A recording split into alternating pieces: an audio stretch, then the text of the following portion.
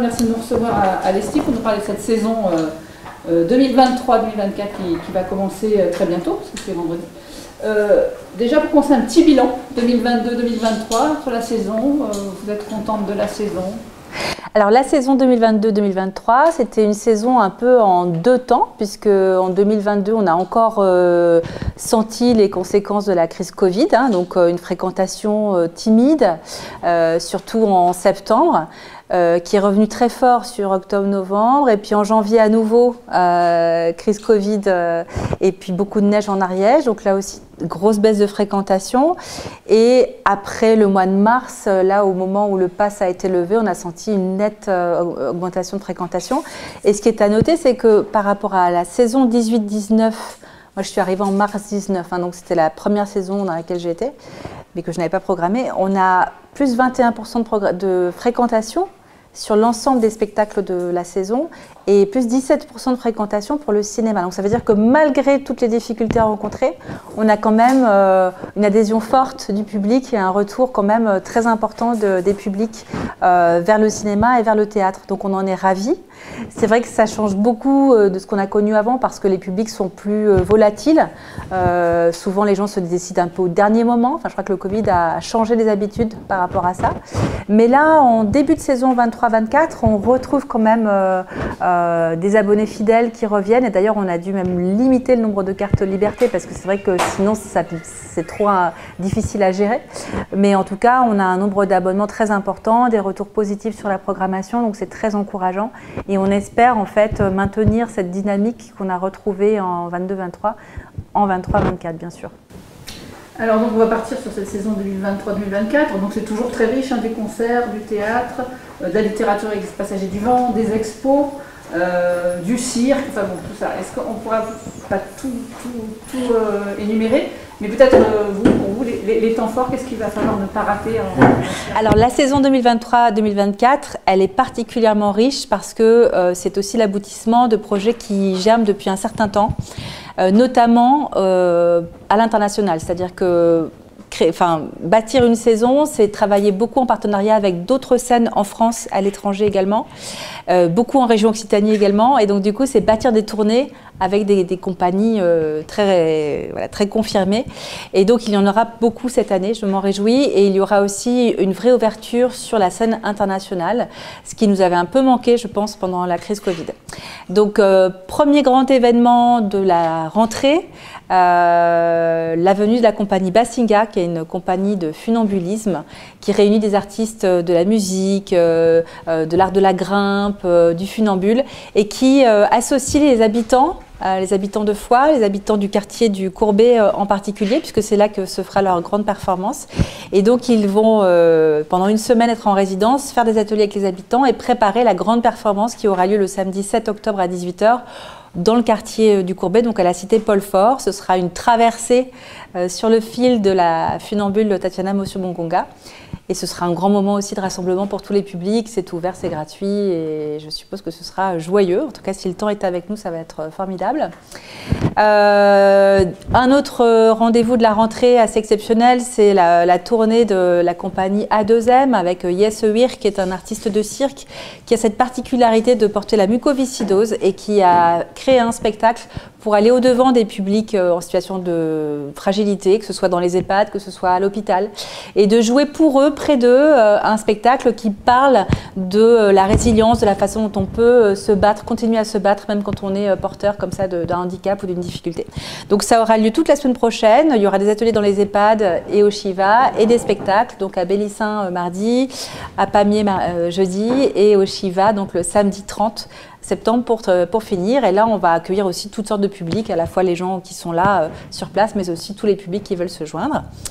Dans les grands rendez-vous aussi de cet automne, il y a le concert de Juliette, chanteuse bien connue et bien aimée, je crois, des Ariégeois. Donc on se réjouit. Et d'ailleurs, c'est le premier spectacle complet de la saison. Donc on en est très heureux. Il y aura d'autres grands concerts cette saison, notamment Zao de Sagazan, qui est la nouvelle égérie de la chanson française et qui a déjà, en quelques mois, écumé beaucoup de festivals, de grandes scènes. On est ravis de l'accueillir pour un spectacle piano-voix.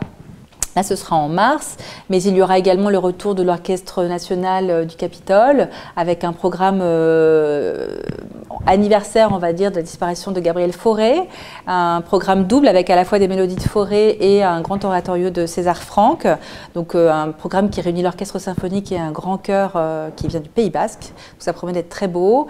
Il y a cette année aussi le retour de Shakespeare, un auteur qu'on n'avait pas vu depuis quelques temps dans les saisons et qui vient là à travers 3 mises en scène très différentes de 3 artistes de compagnie contemporaine.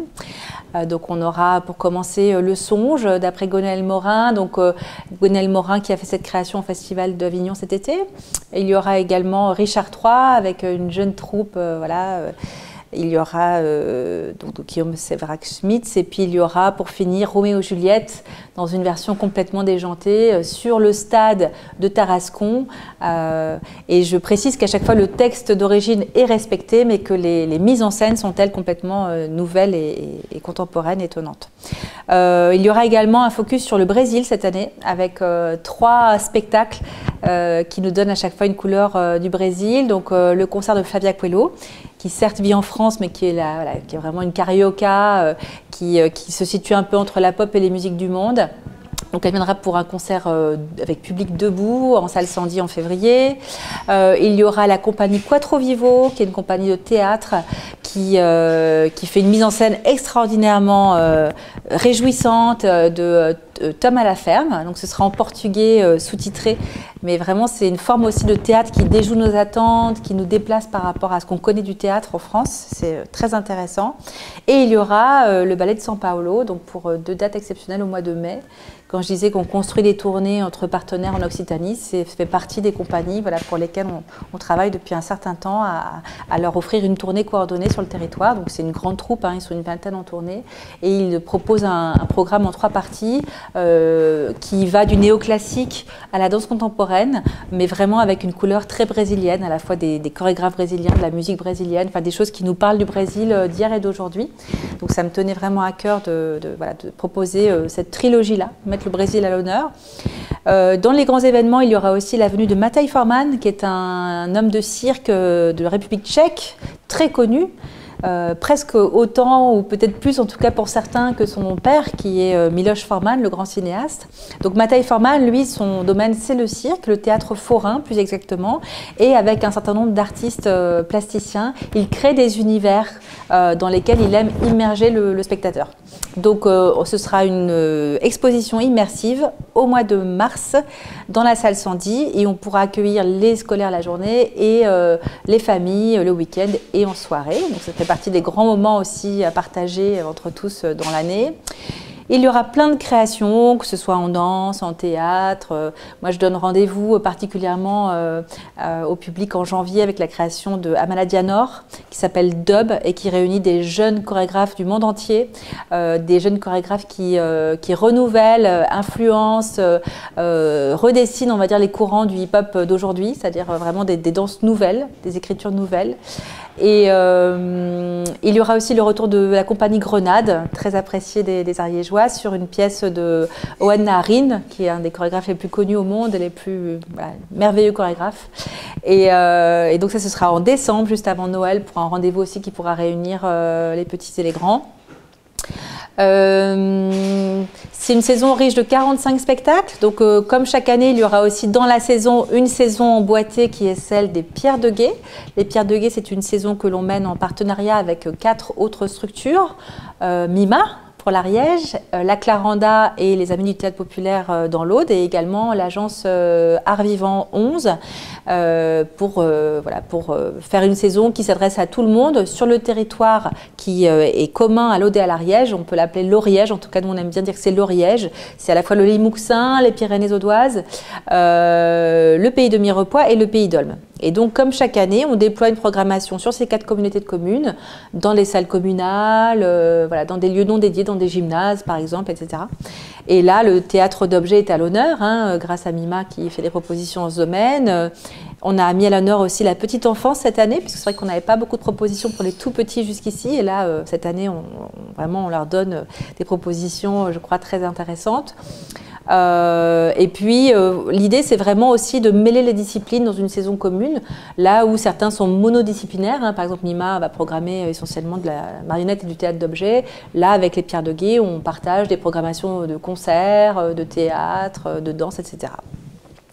Voilà, donc je crois qu'il y a vraiment une saison riche de plein de possibilités, plein d'entrées, on va dire, pour des publics divers. En tout cas, c'est bien là le rôle d'une scène nationale, c'est de penser à tout le monde sur le territoire, les petits, les grands, les initiés au théâtre contemporain, les nouveaux publics, avoir aussi une diversité dans les disciplines, dans les esthétiques, dans les rendez-vous proposés, certains en week-end, en après-midi, d'autres en soirée, des rendez-vous gratuits aussi pour ceux qui ne passent jamais la porte du théâtre, et ça on en a beaucoup en début de saison notamment.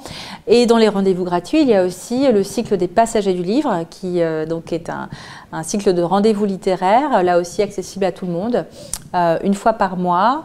C'est Lydie Salver qui ouvrira la saison le 25 septembre pour son dernier ouvrage, donc traité de successologie. Ce sont des rendez-vous qu'on a pensés à cheval entre la littérature et les arts scéniques, puisqu'à chaque fois il y a lecture à voix haute, notamment par Astrid Catala, qui est comédienne, chanteuse et qui mène ces rendez-vous. Et puis, il y a aussi tous les pratiques et lestives, ces moments proposés au public d'aller plus loin dans la découverte des univers artistiques de la saison, en pratiquant vraiment aux côtés des artistes invités. Donc de la danse, du théâtre, du cirque, etc. Enfin, il y a beaucoup de façons de s'engager dans la saison aussi en tant que participant. Les artistes associés sont toujours avec nous pour la deuxième saison. Donc il s'agit de Astrid Catala et sa compagnie L'Œil du Souffleur, qui cette année va participer avec un groupe de femmes qu'elle a recruté, réuni à une création à la fois chorégraphique et chantée. Ça s'appelle Bal et ça aura lieu au mois de novembre avec la compagnie Groupe Nos. Donc c'est un projet complètement inédit en Ariège. Et puis elle va continuer, Astrid, à cheminer avec ce groupe de femmes tout au long de l'année autour des questions de féminisme et de présence scénique à travers différentes disciplines. La compagnie Le Doux Supplice continue son chemin avec nous. Là, elle sera programmée donc à Limoux avec En attendant le grand soir, un spectacle qui a beaucoup marqué les spectateurs l'an dernier, mais qui donc cette année sera à Limoux, accompagné d'un bal sauvage aussi sur le marché et d'un atelier pour tous. Et on les retrouvera au printemps avec à nouveau des ateliers et le groupe des spectateurs associés avec qui ils font des laboratoires de création en vue d'une prochaine pièce. La compagnie à l'envie, cette année, sera là pour 2 résidences de création et un projet de création partagé avec des adolescents du Couserans. Donc là, c'est un projet qu'on fait en partenariat avec Territoire Éducatif, la MSA, le LEP, le lycée professionnel du Couserans. Voilà, donc tout un tas de partenaires extrêmement motivés pour offrir cette opportunité à des jeunes de faire une création théâtrale avec des artistes professionnels.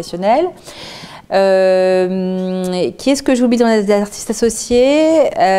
Bouziane Boutelja, bien sûr, qui sera avec sa compagnie dès le 27 septembre à la Bastide de Sérou, avec une double création, à la fois un duo pour 2 des danseurs de la compagnie et un film, L'Envol, qui a été en partie tourné en Ariège avec des amateurs ariégeois. Donc voilà, toujours une actualité très dense avec les artistes associés, qui sont, je le rappelle, nos compagnons pendant 3 ans pour tisser ensemble des projets de territoire, donc qui soient participatifs pour les habitants. Et puis, on soutient leur création, bien sûr, tous les ans et on les retrouve dans la diffusion. Pour ce qui est du collectif 49 701, avec lequel on a terminé la saison passée, on le retrouvera en juin et peut-être la saison prochaine, mais je ne peux pas encore dire exactement de quoi il s'agira. Mais c'est une compagnie très très occupée puisqu'ils ont ils ont repris le spectacle qu'ils ont créé en partie en Ariège qui s'appelle Que ma joie demeure, donc adapté du livre de Jean Giono. Ils l'ont joué 10 fois au Festival d'Avignon cet été et ils ont une grosse tournée qui les attend cette année avec ce spectacle et également avec les Mousquetaires. Donc on les retrouvera un petit peu plus tard dans le temps. Mais en tout cas, c'est vrai pour nous, en fait, ils sont au cœur du projet de l'Estive. C'est vraiment les artistes compagnons, complices avec qui on pense et on construit des projets de territoire.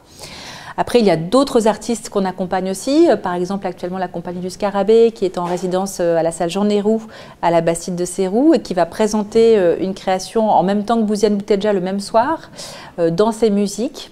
Voilà, c'est une compagnie qu'on a choisie en commun avec le collectif régional Enjeu, donc collectif de diffuseurs, que ce soit des théâtres de ville, que ce soit le Théâtre national de Toulouse ou des scènes nationales.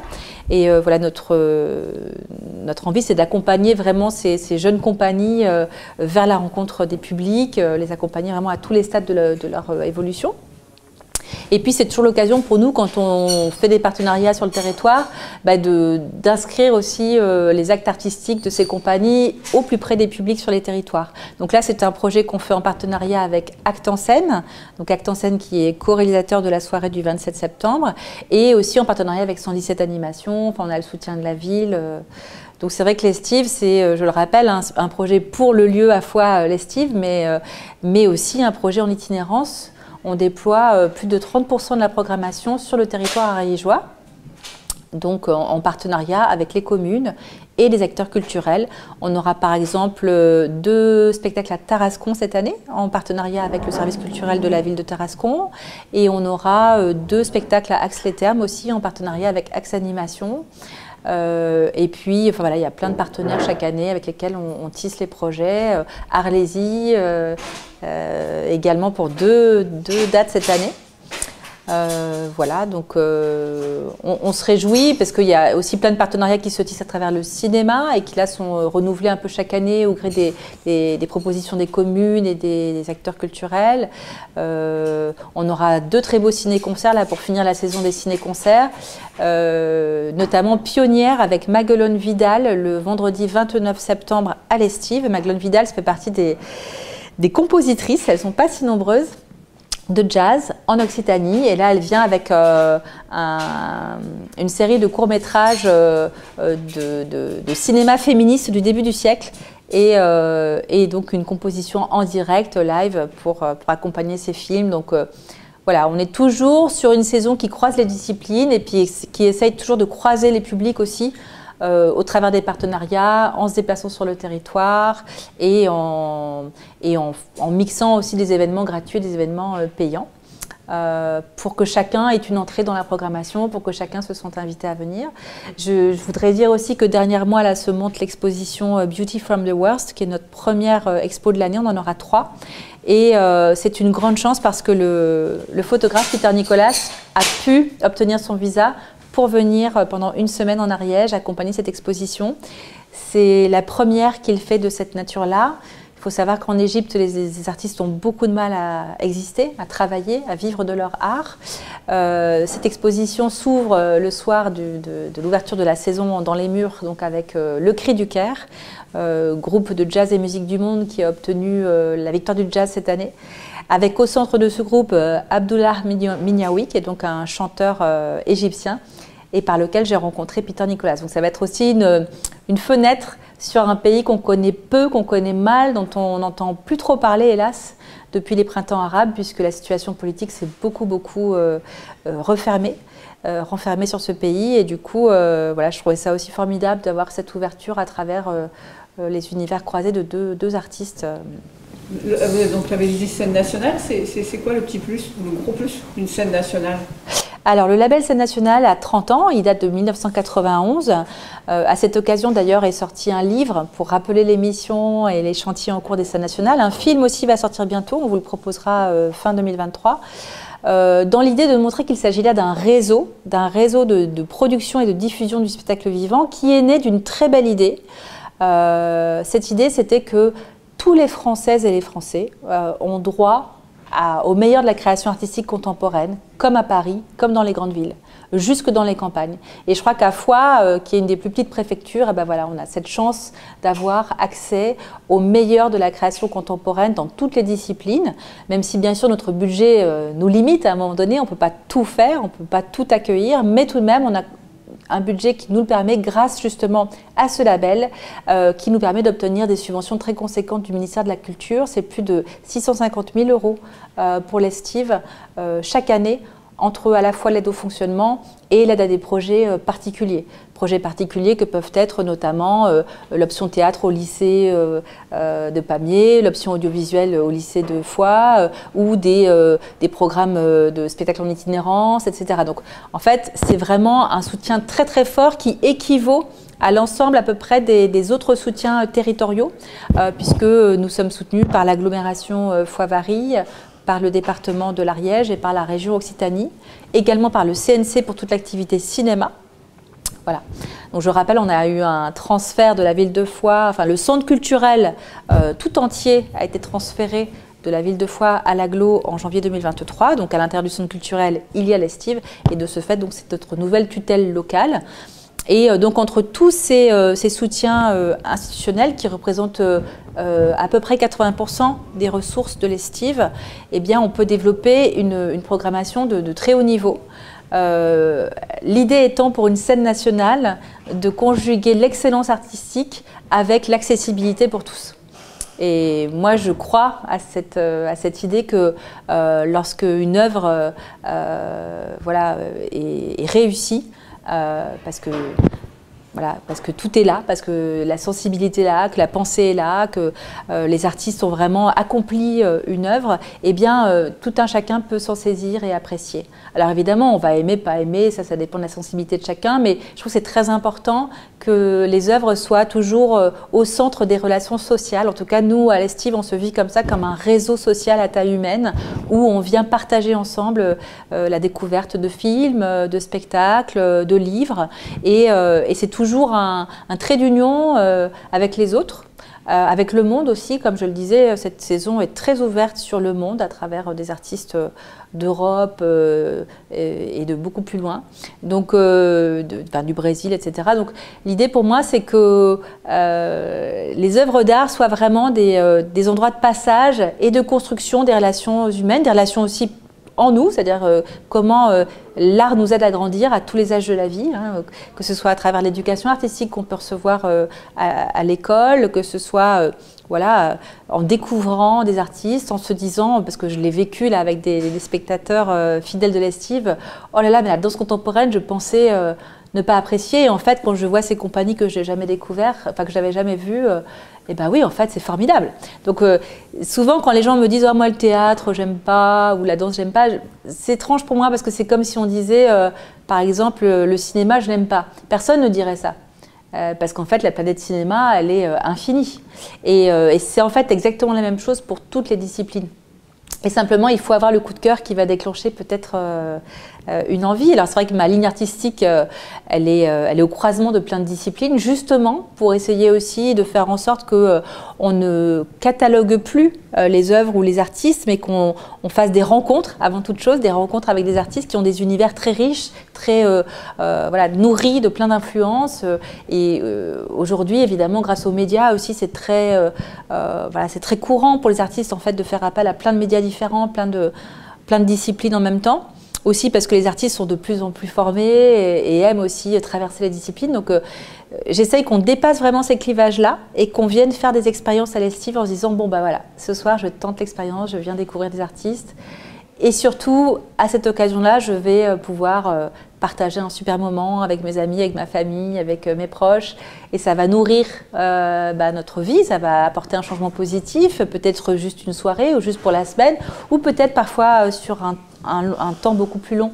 C'est ce qui fait, je pense qu'il y a des gens qui viennent tout le temps à l'Estive, qui ont vraiment des abonnements qui font que voilà, ils viennent très très souvent parce que ça fait partie en fait de leur vie sociale, de leur vie voilà, tout court, quoi, j'ai envie de dire la vie personnelle aussi, c'est leur rendez-vous hebdomadaire. C'est ce qui fait aussi, je crois, qu'il y a de plus en plus d'habitantes et d'habitants qui nous rejoignent en disant est-ce qu'on peut se joindre à vous, être bénévole sur des actions, parce qu'en fait on a envie aussi de faire partie de cette dynamique-là. Et moi je dis toujours oui, parce que l'Estive c'est un projet citoyen, donc c'est un projet qui appartient à tout le monde, qui est financé, je l'ai dit, très majoritairement par des fonds publics. Donc pour moi il faut qu'on puisse trouver une place à chacun. Et si certains ont envie de prendre part voilà, concrètement au travail qui est fait ici, c'est avec grand plaisir, que ce soit côté plateau, artistique, s'ils veulent participer à des créations, il y a toujours des possibilités, ou qu'ils veuillent travailler aux côtés de l'équipe administrative. Il y a aussi évidemment des accueils de stagiaires qui veulent découvrir des métiers du spectacle vivant. Donc voilà, on essaye de faire en sorte que ce lieu reste un lieu de partage, de croisement, d'expérience toujours, et des expériences à la fois individuelles et collectives, intimes, mais aussi qui nous amènent à réfléchir sur le monde dans lequel on vit.